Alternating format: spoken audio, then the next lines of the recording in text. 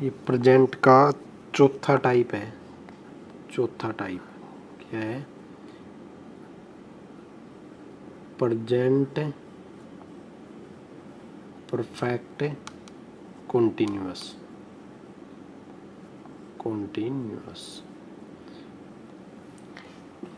ये क्या कहता है? ये कहता है कि डेफिनेशन है इसकी, to express such action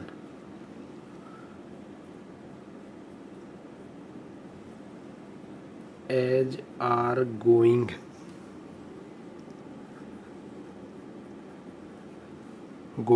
on from some point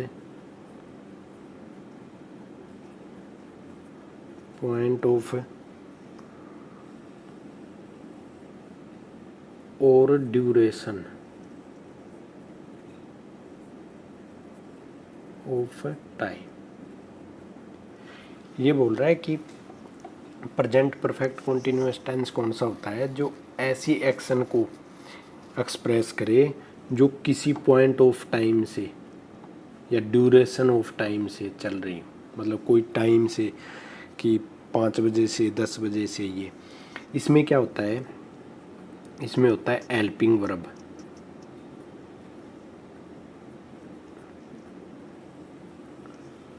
plus साथ में बीन, प्लस वर्ब की फर्स्ट फॉर्म और साथ में आईएनजी।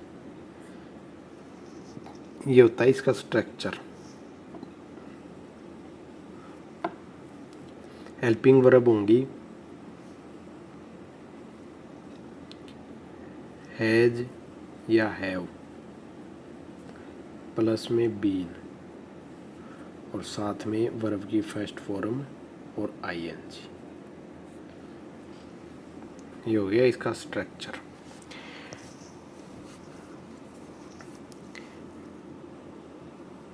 अगर कहीं भी ये दिया हो, फॉर दिया हो या सिंस दिया हो प्लस टाइम दिया हो, उसमें हमेशा परफेक्ट कॉन्टिन्यूअस टेंस यूज होगा।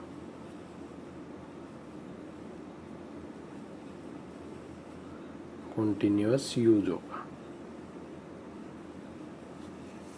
कैसे? जैसे एग्जाम्पल से समझते हैं। It is raining since morning.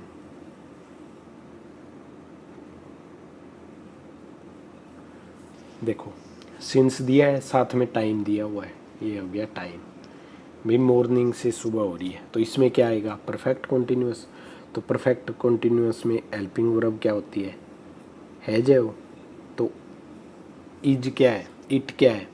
Singular, तो सिंगुलर के साथ हैज, साथ में बिन और वर्ब की फर्स्ट फॉर्म प्लस आईएनजी, तो ये है ही, ये है। ये हो गया। इसको काट के हम हैज बीन कर देंगे। जैसे दूसरा एग्जाम्पल देखते हैं इसका।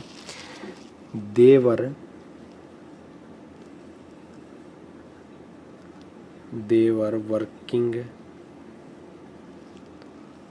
The whole day. वो पूरा दिन काम कर रहे थे।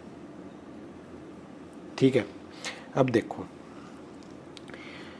होल डे मतलब ड्यूरेशन आ गई टाइम की, कि पूरे दिन की बता दी इसने कि पूरा दिन काम कर रहे थे, तो टाइम हो गया। टाइम हो गया तो इसमें क्या आएगा? Had been. ये बन गया past perfect continuous. Past perfect continuous. As है की सेकंड फॉर्म लगेगी, had plus been plus verb के फर्स्ट फॉर्म और आईएनजी। ये रूल होता है टेंस का। टेंस हमेशा जिस टेंस में हो ना, जैसे प्रेजेंट में है तो प्रेजेंट में चेंज होगा, पास्ट में है तो पास्ट में ही करेक्ट करेंगे, और फ्यूचर में है तो फ्यूचर में ही करेक्ट करेंगे। ये ध्यान रखने के लिए है कि कोरेक्शन ऑफ टेंस, कोरेक्शन में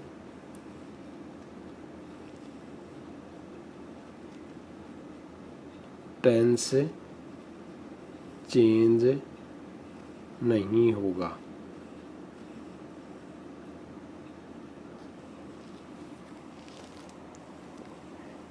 अब देखते हैं अगला रूल इसका क्या कहता है। अब देखते हैं इसका रूल नंबर 1 परफेक्ट कॉन्टिन्यूअस का। रूल नंबर 1 के क्या क्या कहता है, अगर टाइम ड्यूरेशन दे रखा हो ना, टाइम ड्यूरेशन, तो परफेक्ट कॉन्टिन्यूअस टेंस यूज होगा, परफेक्ट कॉन्टिन्यूअस यूज होगा। ठीक है, अगर टाइम ड्यूरेशन दे रखा हो तो। और अगर रिजल्ट दे रखा हो एक्शन का, रिजल्ट ऑफ एक्शन,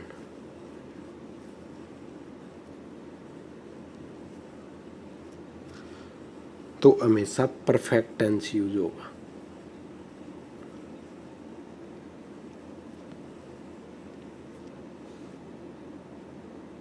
अगर टाइम दिया है तो परफेक्ट कॉन्टिन्यूअस, और रिजल्ट दिया हुआ है कोई एक्शन का तो परफेक्ट टेंस यूज होगा।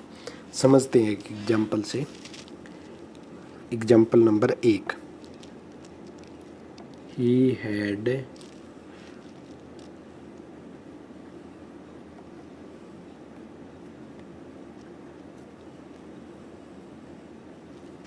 One third of the work since yesterday।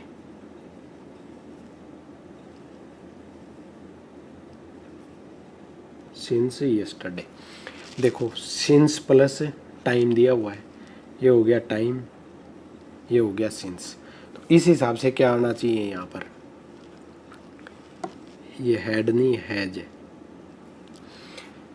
तो इस हिसाब से आना चाहिए यहाँ पर परफेक्ट कॉन्टिन्यूअस। परफेक्ट कॉन्टिन्यूअस क्या होता है, हैज या हैव प्लस वर्ब की, हैज प्लस बीन और प्लस में कंप्लीटिंग वर्ब की फर्स्ट फॉर्म के साथ है ing। ठीक है, लेकिन यहाँ पर रिजल्ट दिया हुआ है, रिजल्ट क्या है, one third of the work, मतलब ये हो गया रिजल्ट, ये हो गया रिजल्ट। तो रिजल्ट पे फोकस हो तो क्या यूज होगा, हमेशा परफेक्ट टेंस यूज होगा।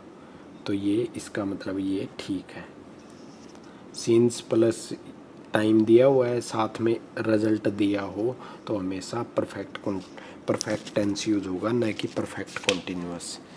देखो एक और एग्जांपल से समझते हैं, जैसे example number 2,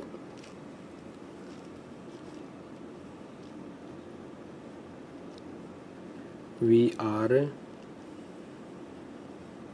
knowing him for 3 years। ठीक है, देखो 4 दे दिया साथ में टाइम दे दिया, तो इस हिसाब से आना चाहिए परफेक्ट कंटिन्यूअस। लेकिन क्या दिया हुआ है, इसमें रिजल्ट पे फोकस है। अगर रिजल्ट पर ज़्यादा ध्यान है तो इसका मतलब है इसको हम चेंज कर देंगे और इसकी जगह आ जाएगा वी हैव नाउन, मतलब हैव प्लस वर्ब की थर्ड फॉर्म यानी परफेक्ट टेंस यूज होगा।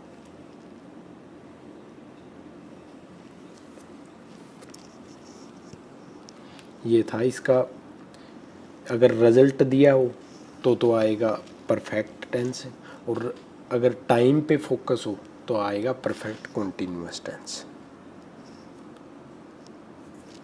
अब सिंस और फोर हैं दोनों में, जैसे ऊपर वाले में आया है सिंस, इसमें आया है फोर। इन दोनों को लेकर भी एक नियम है। इन दोनों को लेकर क्या नियम है, ये क्या कहता है कि अगर ड्यूरेशन ऑफ टाइम दे रखा हो, duration of time, duration of time का मतलब है 4 आया हो, 4 आता है ड्यूरेशन ऑफ टाइम के लिए। ये हम आगे पढ़ेंगे कि फोर और सिंस कहाँ यूज़ होते हैं। फ़िलहाल सिर्फ ड्यूरेशन के लिए अगर फोर आया हो तो इसमें परफेक्ट कॉन्टीन्यूअस,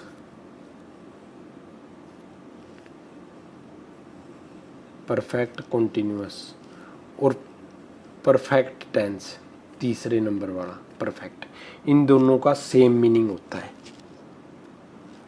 इन दोनों का सेम मीनिंग होगा कि कोई भी आ सकता है, कोई दिक्कत नहीं है इसमें, ठीक है। और अगर पॉइंट मोमेंट ऑफ टाइम दे रखा हो, मोमेंट ऑफ टाइम,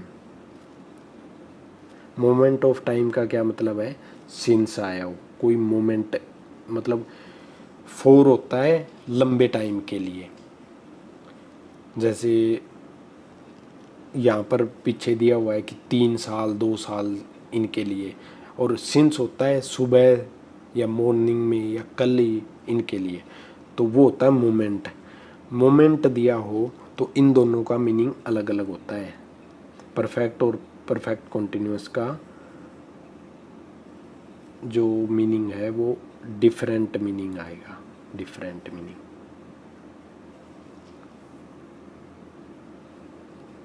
ये भी हम देखेंगे एग्जाम्पल से कि डिफरेंट मीनिंग क्या होता है इनका, एक और ये दो दो रूल है ये। अब चलते हैं इस पे आगे, एग्जाम्पल देखते हैं इसके। जैसे एग्जाम्पल नंबर 1, पहला एग्जाम्पल क्या कहता है, आई हैव बीन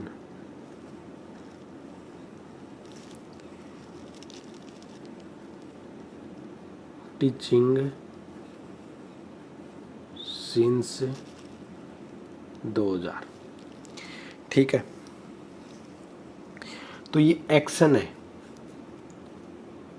एक्शन है, रिजल्ट नहीं है। और साथ में क्या दिया हुआ, पॉइंट ऑफ टाइम दिया हुआ है, पॉइंट ऑफ टाइम मतलब moment.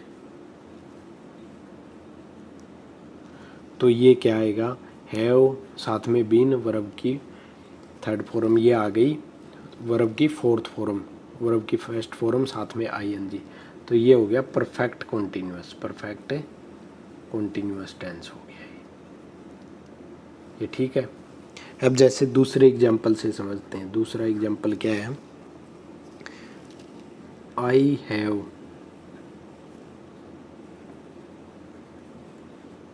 Taught 1000 of students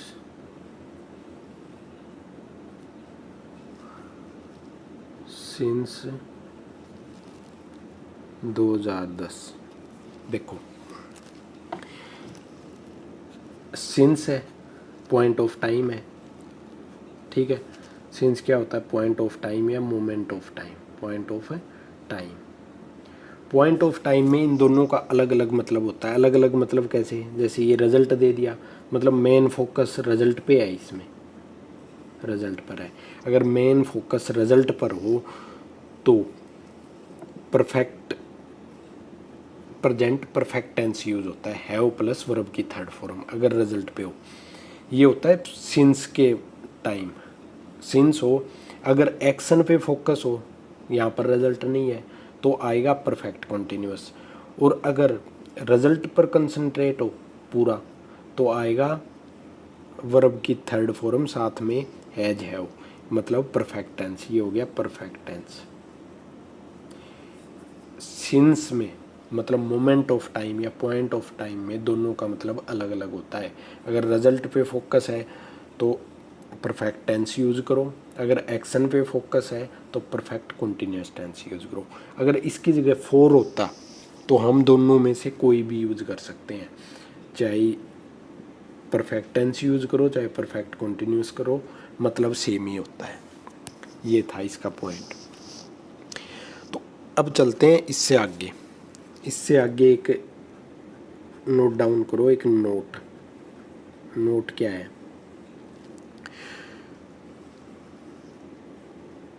stressing action, action पे जोर देना। एक्शन क्या आएगा, हमेशा परफेक्ट कंटिन्यूअस टेंस यूज होगा। ठीक है। और स्ट्रेसिंग किसको, रिजल्ट को, रिजल्ट पे जोर देना, तो परफेक्ट टेंस यूज होगा, परफेक्ट। जैसे ही has been doing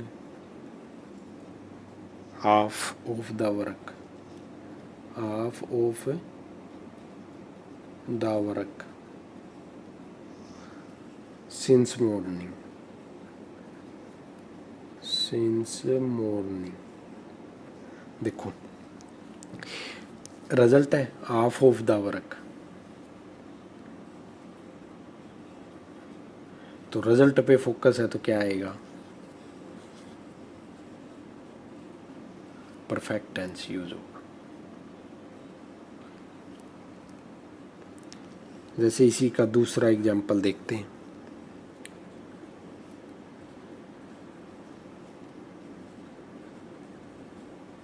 he has played since 2000।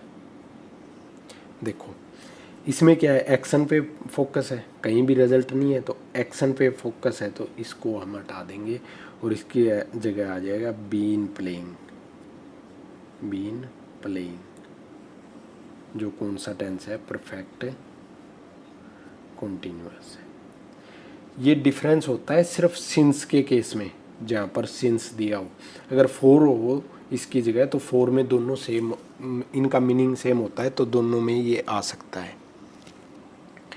अब चलते हैं इसके अगले रूल पे। अगला रूल क्या कहता है, तो हम पढ़ रहे हैं यहाँ पर प्रेजेंट परफेक्ट कॉन्टिन्यूअस टेंस। अब क्या है, एक रूल इसमें ये आता है कि अगर वर्ब स्टैटिक हो, स्टैटिक वर्ब यूज हो, मतलब स्टैटिक वर्ब दिया हो,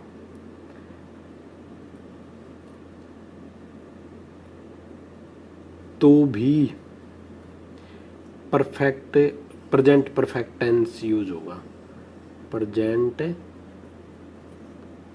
परफेक्ट टेंस यूज होगा, यूज होगा। स्टैटिक वर्ब जो हमने पीछे पढ़ी थी जिनमें एक्शन नहीं होता, वो होती है स्टैटिक वर्ब। अगर कहीं भी स्टैटिक वर्ब आ जाए तो वहाँ पर प्रेजेंट परफेक्ट टेंस यूज होगा।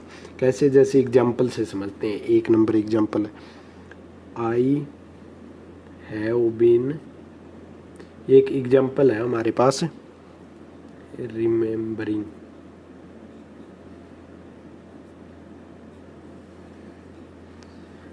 Them for 5 years, 5 years।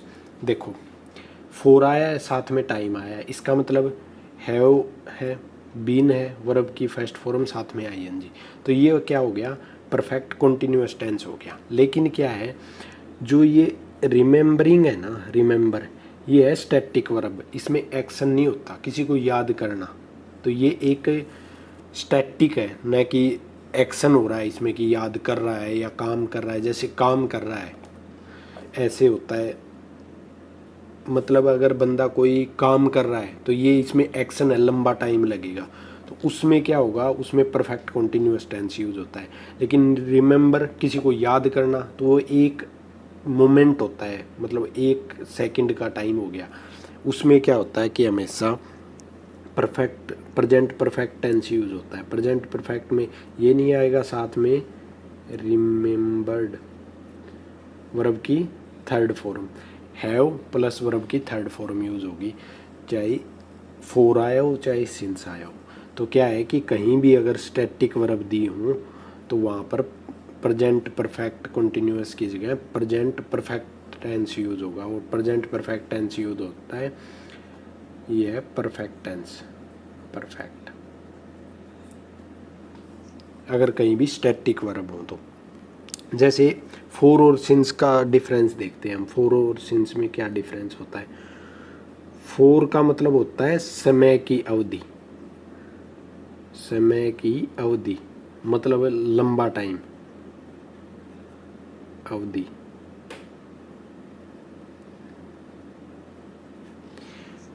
Example के लिए जैसे इसके एग्जाम्पल देखते हैं हम, समय की अवधि मतलब 4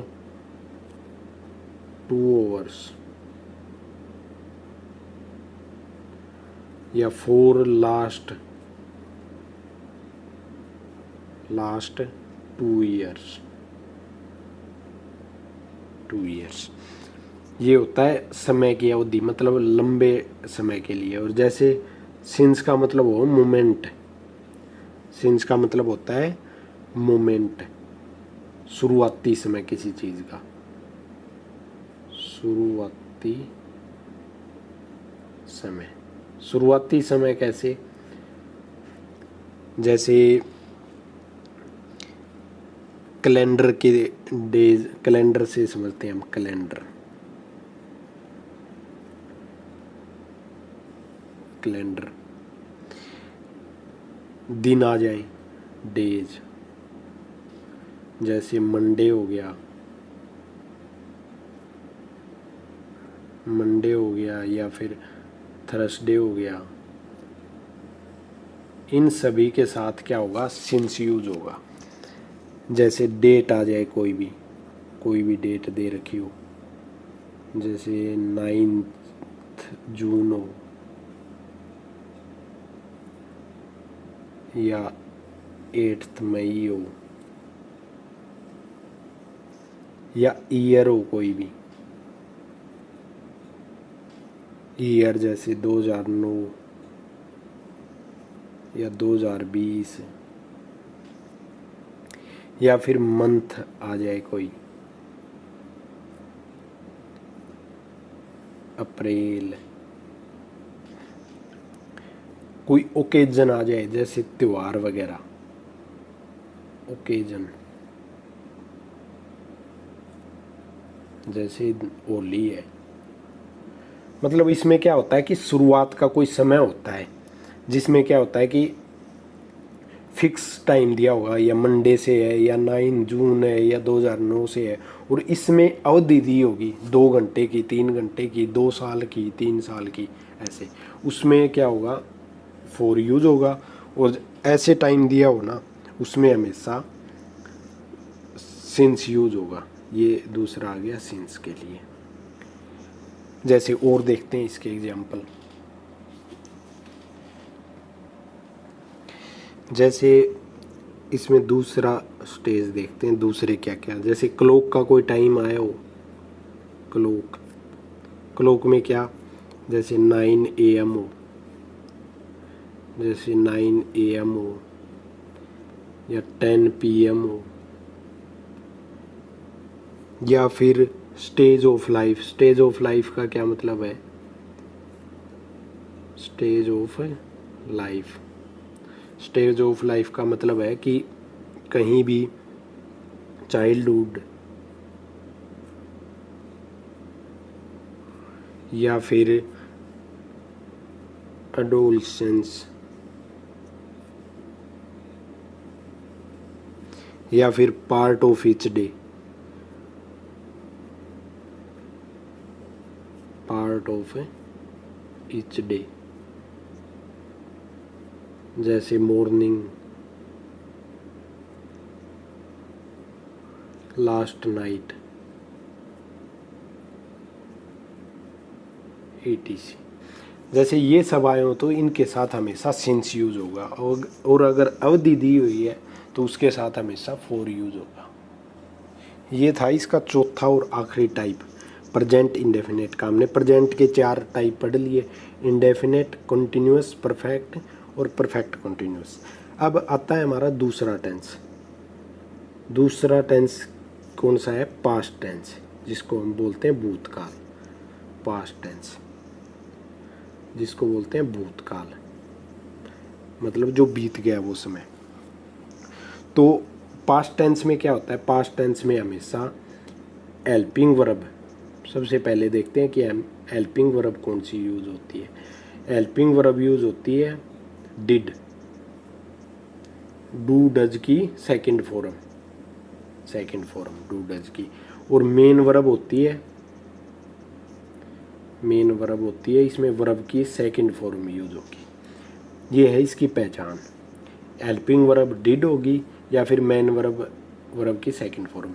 डू, डज, डिड, इनके साथ हमेशा वर्ब की डू, डज और डिड, इनके साथ हमेशा वर्ब की फर्स्ट फॉर्म यूज होती है। वर्ब की फर्स्ट फॉर्म, ये चीज़ ध्यान रखना कि डू कहीं भी आया हो, डज आया हो या डिड आया हो, इनके साथ हमेशा वर्ब की फर्स्ट फॉर्म यूज होती है, ना कि सेकंड फॉर्म। अब देखते हैं इसके रूल एक एक करके। तो पास्ट टेंस का पहला टाइप कौन सा है? Past indefinite tense. अगर कहीं भी कोई भी सेंटेंस दिया है हमारे पास, उसमें अर्लियर आया हो, यस्टरडे आया हो,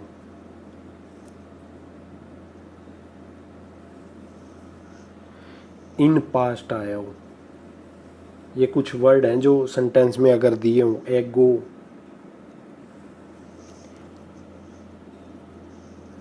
लास्ट मंथ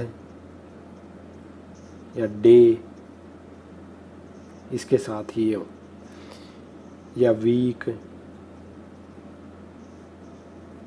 ये सब अगर कहीं भी ये आए हों तो हमेशा use past indefinite tense.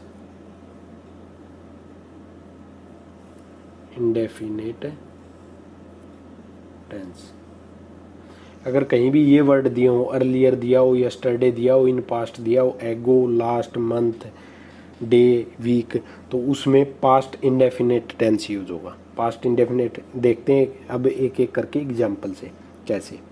Example number 1, I have bought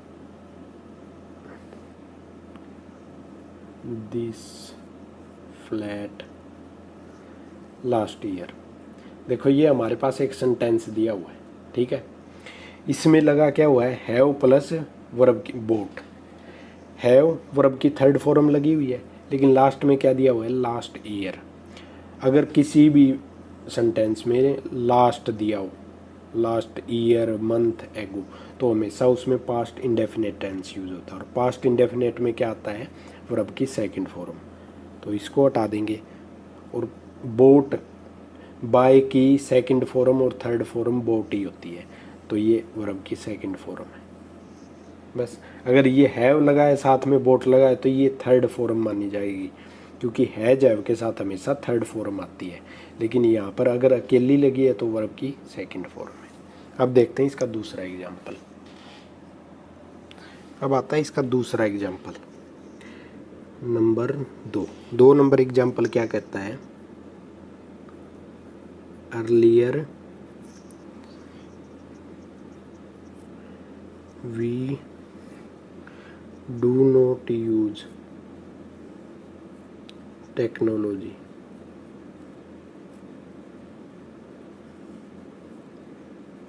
as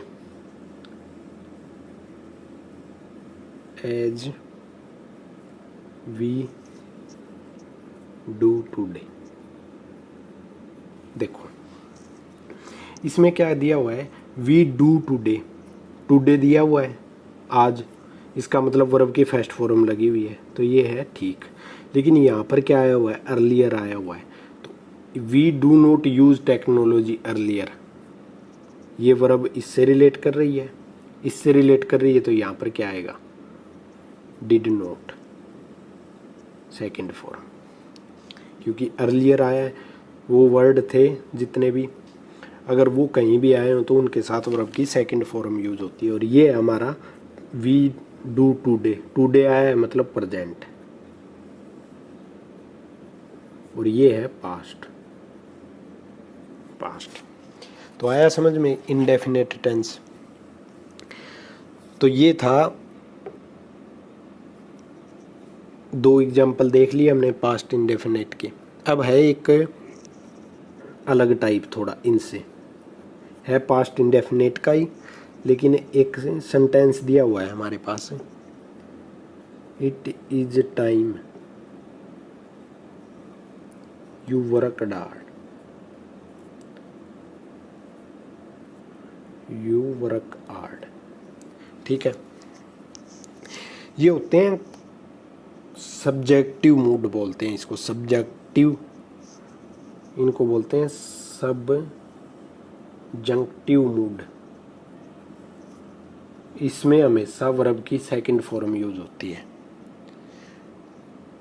ये फैक्ट के कॉन्ट्रेरी होते हैं, ये हम आगे पढ़ेंगे जब इनके बारे में पढ़ेंगे। कॉन्ट्रेरी टू फैक्ट होते हैं ये। ठीक है, इसमें हमेशा वर्ब की सेकंड फॉर्म, अगर ऐसा दिया हो इट इज टाइम, तो यहाँ पर आएगा वर्क हार्ड। तुम्हें वर्क हार्ड करना चाहिए, ये टाइम है, तुम्हें वर्क हार्ड करना चाहिए, क्योंकि उसने किया नहीं है। काश, इसका मतलब होता है काश, काश। वर्ब की सेकंड फॉर्म यूज होगी इसमें हमेशा, वर्ब की सेकंड फॉर्म। ये हम आगे देखेंगे। होता ये पास्ट इंडेफिनेट में ही है, होता ये पास्ट इंडेफिनेट में ही है। इसके बारे में एक्सप्लेन में आगे पढ़ेंगे। अब देखो नंबर, चलो एक नोट है यहाँ पर, नोट करने वाली चीज़। आपने एक्टिव पैसिव वॉइस के बारे में तो पढ़ा ही होगा।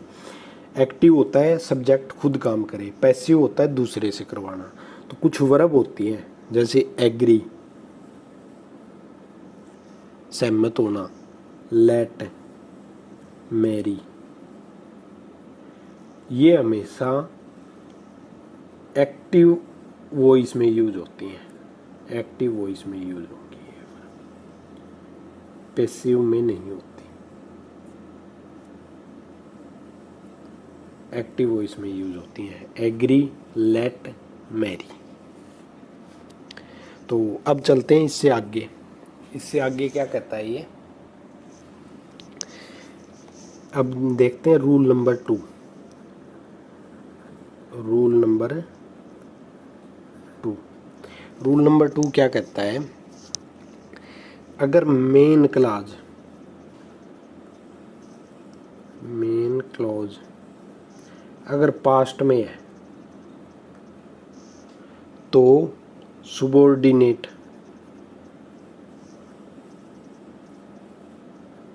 सुबॉर्डिनेट क्लॉज भी पास्ट में होगा, पास्ट में होगा, पास्ट में होगा। अगर मेन क्लॉज पास्ट में है तो सुबॉर्डिनेट भी पास्ट में होगा। ये क्लोज वाला क्या मामला है, इसको भी हम आगे डिटेल में देखेंगे, लेकिन फिलहाल समझने के लिए कि मेन क्लॉज क्या होती है, सुबॉर्डिनेट क्लॉज क्या होती है, सबसे पहले हम ये देखते हैं कि क्लॉज होते क्या हैं। क्लॉज की definition, it is a part of sentence, part of sentence, ये सेंटेंस का एक पार्ट होता है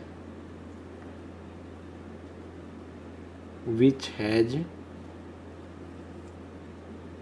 its own subject and verb, subject and verb, subject and verb। एक पार्ट ऑफ सेंटेंस होता है जिसकी खुद की अपना सब्जेक्ट होता है और जिसकी खुद की अपनी एक वर्ब होती है, इसको बोलते हैं क्लोज। क्लोज होते हैं दो टाइप के, दो टाइप कौन कौन से हैं, एक और दो। ये होते हैं सुबॉर्डिनेट क्लोज, सुबॉर्डिनेट क्लोज, और दूसरा होता है कोऑर्डिनेट, कोऑर्डिनेट क्लोज। ये इसके दो टाइप होते हैं जो हमारे पास, इसके इन दोनों के बारे में डिटेल में हम आगे पढ़ेंगे। पहले सिंपल ये है कि जब ये पास्ट इंडेफिनेट टेंस में यूज़ होता है ना, तब कैसे काम में लेते हैं। अगर कहीं भी ये होता है मेन क्लोज, ठीक है, और इसके साथ होता है प्लस में होता है कंजंक्शन, कोई भी कंजंक्शन इनको जोड़े होता है, जैसे दैट हो गया, वेयर हो गया, या कुछ भी। प्लस में होता है सुबॉर्डिनेट, सुबॉर्डिनेट क्लॉज, ठीक है। अगर ये मेन क्लॉज अगर ये पास्ट में है, पास्ट टेंस में है, तो सुबॉर्डिनेट भी पास्ट में आएगा, ये भी पास्ट में होगा। ये मेन क्लॉज, यहाँ पे है कोऑर्डिनेट, कोऑर्डिनेट क्लॉज। अगर ये पास्ट में है मेन क्लॉज, तो जरूरी नहीं है कि ये पास्ट में हो, ये जरूरी नहीं है, ये जरूरी नहीं है। ये पास्ट में होगा सुबॉर्डिनेट क्लॉज, ये तो पक्का है। और इसका पक्का नहीं है, ये हो भी सकता है और नहीं भी हो सकता। इसको समझते हैं हम एग्जाम्पल से। जैसे एग्जाम्पल नंबर 1 लेते हैं। He said that he will appreciate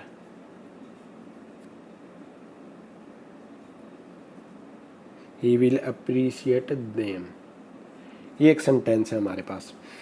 ये हो गया मेन क्लॉज, यहाँ से लेके यहाँ तक, ठीक है। ये हो गया सुबॉर्डिनेट क्लॉज, सुबॉर्डिनेट, ये मेन क्लॉज। ये वर्ब की सेकंड फॉर्म है, ये किस में है, पास्ट इंडेफिनेट में। तो ये किस में होगा, ये भी पास्ट इंडेफिनेट में। तो विल को क्या कर देंगे हम, वुड कर देंगे। ये था मेन क्लॉज, प्लस में ये होता है कंजक्शन, इनको जोड़े हुए, प्लस से सुबॉर्डिनेट क्लॉज। अब चलते हैं आगे, जैसे दूसरा एग्जाम्पल देखते हैं इसका। Example number 2।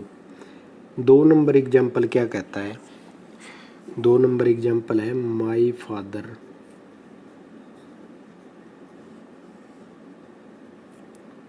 wished me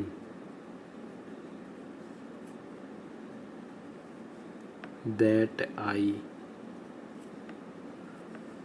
may pass the exam, pass the exam with good marks।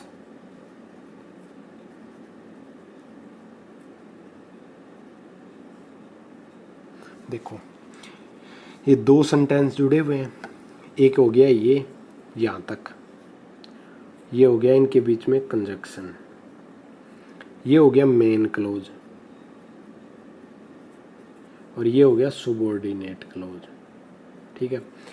ये है वर्ब की सेकंड फॉर्म, वर्ब की सेकंड फॉर्म है, तो ये किस में है, पास्ट इंडेफिनेट में। तो जो सुबॉर्डिनेट क्लॉज है वो भी किस में होगा, सेकंड फॉर्म आ जाएगी, might, might pass the exam, subordinate. इसका कहने का मतलब यही है कि अगर मेन क्लॉज पास्ट इंडेफिनेट में है तो सुबॉर्डिनेट क्लॉज भी पास्ट इंडेफिनेट में होगा। और एक तीसरा एग्जांपल इसका देखते हैं जो कोऑर्डिनेट क्लॉज का है। कोऑर्डिनेट क्लॉज का क्या है, he was helping you but you are not helping him। देखो ये बट कंजक्शन लगा हुआ है, ये है कोऑर्डिनेट कंजक्शन, कोऑर्डिनेट का कोऑर्डिनेट कंजक्शन, ठीक है। पास्ट में है तो ये भी किस में होना चाहिए था, पास्ट में, लेकिन कोऑर्डिनेट कंजक्शन है। हमने पीछे पढ़ा था कि अगर मेन क्लॉज पास्ट में है तो ज़रूरी नहीं है कि कोऑर्डिनेट कंजक्शन पास्ट में ही हो। तो ये ठीक स्टेटमेंट है, ये सेंटेंस ठीक है। अब ये देख लिया हमने। अब यही रूल इसका एक्सेप्शनल केस होता है। एक्सेप्शन क्या है, एक्सेप्शन इसी रूल का जो हमने ऊपर पढ़ा कि मेन क्लॉज अगर पास्ट में है तो सुबॉर्डिनेट पास्ट में होना चाहिए। अगर सुबॉर्डिनेट क्लॉज में यूनिवर्सल ट्रूथ हो, यूनिवर्सल ट्रूथ, या फिर habitual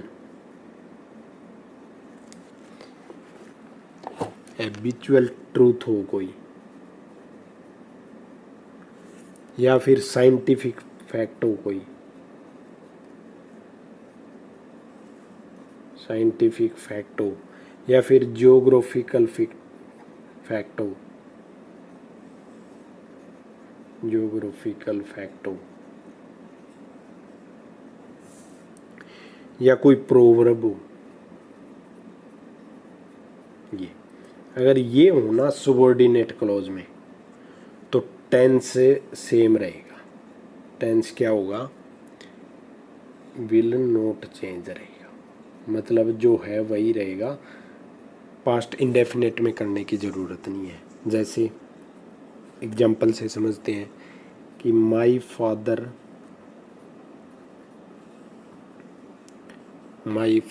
said that honesty is the best policy, honesty is the best policy। ठीक है, ये किस में है? पास्ट में। वर्ब की सेकंड फॉर्म दी हुई है पास्ट इंडेफिनेट, ठीक है। ये हो गया मेन क्लॉज, ये हो गया मेन। दैट कंजंक्शन लगा हुआ है, honesty is the best policy, ये हो गया सबऑर्डिनेट क्लॉज। लेकिन ये क्या है? एक प्रोवर्ब है, तो प्रोवर्ब कहीं भी आई हो तो ज़रूरी नहीं है कि चेंज होगा, ज़रूरी नहीं, चेंज ही नहीं होगा। तो इसका मतलब ये सेंटेंस ठीक है। अगर मेन क्लोज पास्ट में है और इस साइड ये आ जाए यूनिवर्सल ट्रूथ है, विजुअल ट्रूथ, साइंटिफिक या ज्योग्राफिकल फैक्ट या कोई प्रोवर्ब आई हो, तो टेंस विल नोट चेंज होगा। ये टेंस चेंज नहीं हुआ। जैसा है, जैसे simple tense, simple indefinite tense है तो इंडेफिनेट टेंस में ही रहेगा। जैसे इसका दूसरा एग्जाम्पल देखते हैं। एक एग्जाम्पल नंबर 2, दूसरा एग्जाम्पल क्या कहता है? माई ब्रदर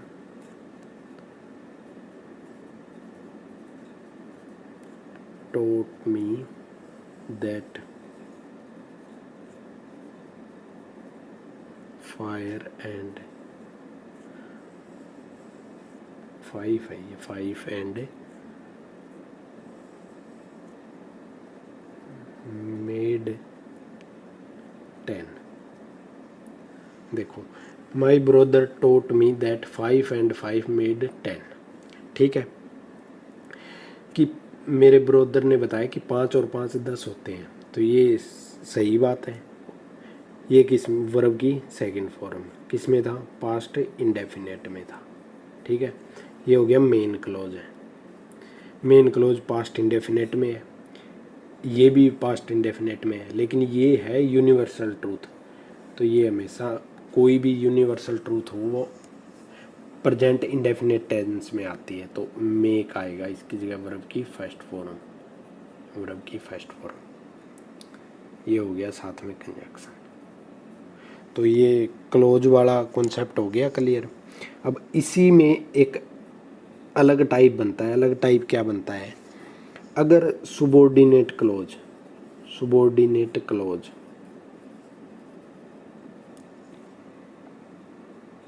देन से शुरू हो,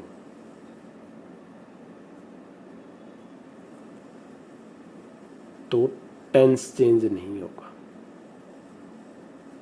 टेंस चेंज नहीं होगा।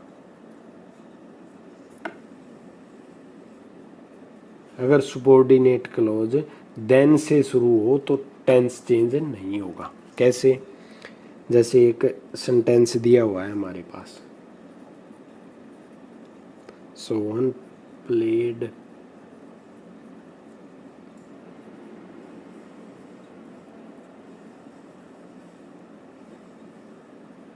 आई। देखो, ये एक सेंटेंस हो गया यहाँ तक, ये सेंटेंस का पार्ट हो गया, ये हो गया मेन क्लोज। मेन क्लोज कौन सा होता है? जिसके आगे कोई भी कंजक्शन ना लगा हो। जैसे इसके आगे कंजक्शन लगा है तो ये है सुबॉर्डिनेट क्लोज, ये वाला। और जो आगे वाला होता है वो मेन क्लोज होता है। तो ये वर्ब की सेकंड फॉर्म है, पास्ट इंडेफिनिट है, ये कंजक्शन लगा हुआ है। इससे आगे का सेंटेंस क्या है? ये क्या इसमें है? प्रेजेंट इंडेफिनिट में।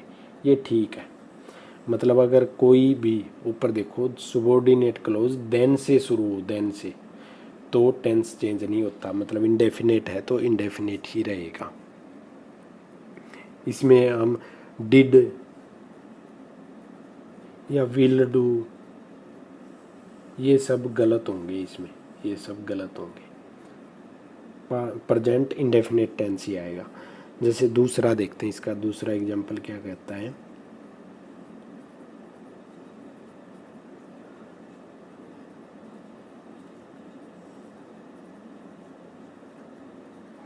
देखो, वर्ब की सेकंड फॉर्म, कंजक्शन है, आगे इंडेफिनिट वर्ब की फर्स्ट फॉर्म। इसका मतलब ये ठीक है कि देन से शुरू है, देन से शुरू है तो टेंस चेंज नहीं होता। इसमें जैसे प्रेजेंट इंडेफिनिट है तो प्रेजेंट इंडेफिनिट ही रहता है। अब चलते हैं इससे अगला। अगर किसी भी सेंटेंस में, ये आ गया रूल नंबर 2। रूल नंबर 2 क्या कहता है?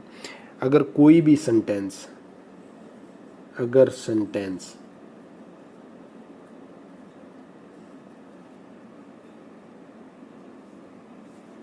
इससे शुरू हो, किससे? इट इज टाइम दे रखा हो, या हाई टाइम दे रखा हो, हाई टाइम दे रखा हो, अपॉर्चुनिटी, इट इज अपॉर्चुनिटी दे रखा हो, अपॉर्चुनिटी, या अबाउट टाइम दे रखा हो,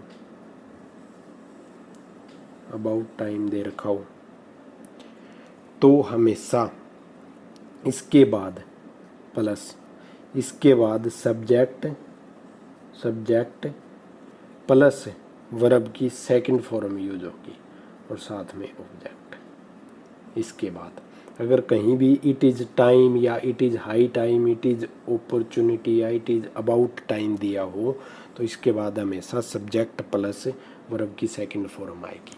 इसके हम एग्जाम्पल देखते हैं। अब क्या कहता है ये? एग्जाम्पल नंबर 1 नंबर एग्जाम्पल क्या कहता है? It is high time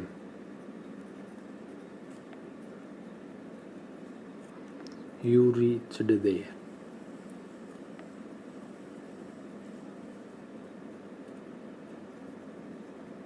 you reached, देखो क्या बताया था कि कहीं भी अगर इट इज़ हाई टाइम या टाइम इट इज़ टाइम दिया हो तो हमेशा वर्ब की सेकंड फॉर्म आएगी ऑब्जेक्ट के साथ। ये मतलब ठीक है कि अगर it is high time it is opportunity दिया हो तो ये सब्जेक्ट हो गया, सब्जेक्ट के बाद हमेशा वर्ब की सेकंड फॉर्म यूज होगी। और अगर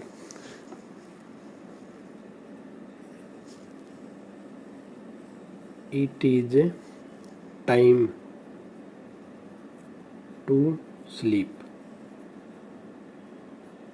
तो यहाँ क्यों नहीं हुई? देखो ये एग्जाम्पल है, it is time to sleep, तो यहाँ भी तो सेकंड फॉर्म आनी चाहिए थी, ये वर्ब की फर्स्ट फॉर्म, क्योंकि ये ऑब्जेक्ट का काम कर रही है न कि सेंटेंस है।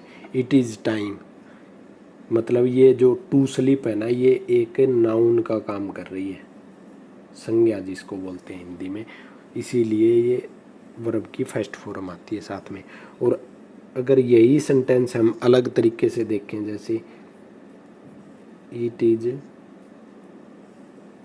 टाइम आई स्लेप्ट, देखो वर्ब की second form it is time है, तो इसके साथ अगर सेंटेंस आया तो क्या हुआ? सब्जेक्ट प्लस में वर्ब की सेकंड फॉर्म। ये ठीक है और ये भी ठीक है। तो मतलब ये क्या है कि अगर इट इज़ टाइम के बाद सब्जेक्ट आए तो सब्जेक्ट के बाद हमेशा वर्ब की सेकंड फॉर्म यूज होगी। और अगर नाउन की तरह यूज हुई है वर्ब, टू जैसे प्रीपोजिशन है उसके साथ में स्लिप नाउन है, तो हमेशा फर्स्ट फॉर्म यूज होती है। और ये हो गया रूल नंबर 3। एक फैक्ट है इसके बारे में, पास्ट इंडेफिनिट के बारे में। क्या फैक्ट है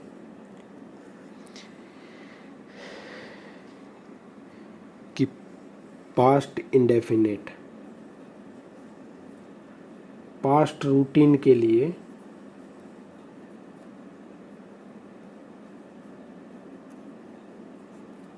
पास्ट इंडेफिनिट टेंस यूज होता है। पास्ट की कोई रूटीन हो, पास्ट इंडेफिनिट टेंस यूज होता है, यूज होगा। कैसे? जैसे एक एग्जाम्पल से समझते हैं। I went to school by bus every day. देखो वर्ब की सेकंड फॉर्म है, मतलब पास्ट इंडेफिनिट यूज हुआ है। ये बोल रहा है कि मैं हर रोज़ स्कूल बस से जाया करता था। तो ये कोई पास्ट की रूटीन है, तो पास्ट की रूटीन है तो इसमें कौन सा टेंस यूज हुआ है? पास्ट इंडेफिनिट टेंस यूज हुआ है।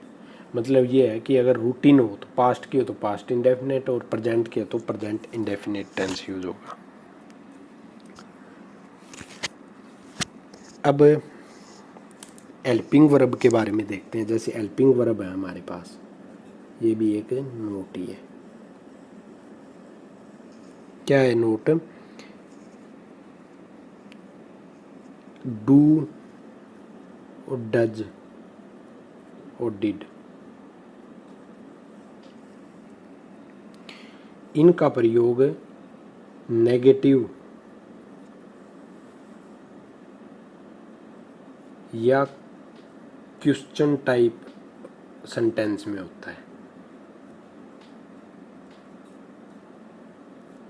सेंटेंस में होता है डू डज डिड। ये 3 हेल्पिंग वर्ब है। इनका प्रयोग या तो नेगेटिव हो सेंटेंस या फिर क्वेश्चन टाइप हो, ठीक है, इसमें होता है। कभी भी पॉजिटिव सेंटेंस में यूज नहीं होगा। पॉजिटिव अगर कहीं भी सेंटेंस दिया हुआ है तो उसमें यूज नहीं होगा, इनमें होता है।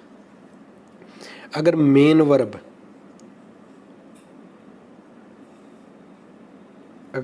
वर्ब पे जोर देना हो,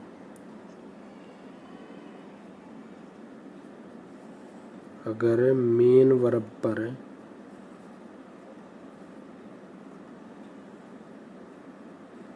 जोर देना हो तो यूज कर सकते हैं।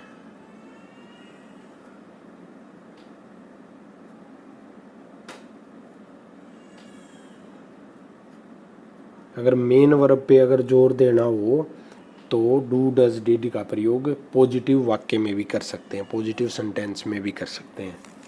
और ये हमेशा मेन वर्ब से पहले यूज होंगे, मतलब मेन वर्ब से पहले यूज होंगे, पहले यूज होंगे। कैसे? एक सेंटेंस से समझते हैं।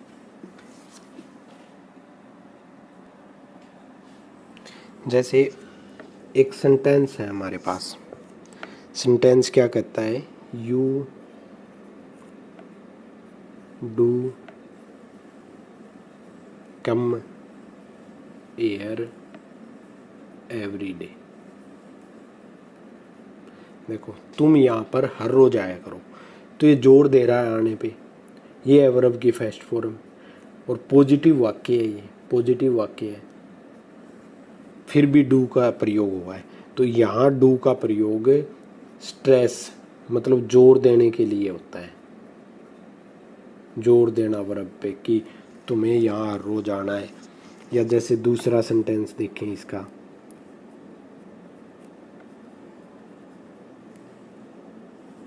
he did make a mistake।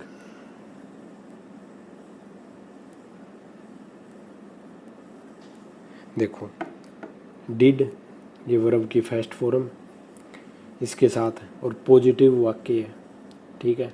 फिर भी डिड का यूज हुआ है इस वर्ब पे स्ट्रेस देने के लिए, यहाँ पर स्ट्रेस यानी जोर देने के लिए। तो डू डज डिड का प्रयोग पॉजिटिव वाक्य में तभी होगा जब मेन वर्ब पे स्ट्रेस देना हो या जोर देना। ये था हमारा पास्ट इंडेफिनिट टेंस।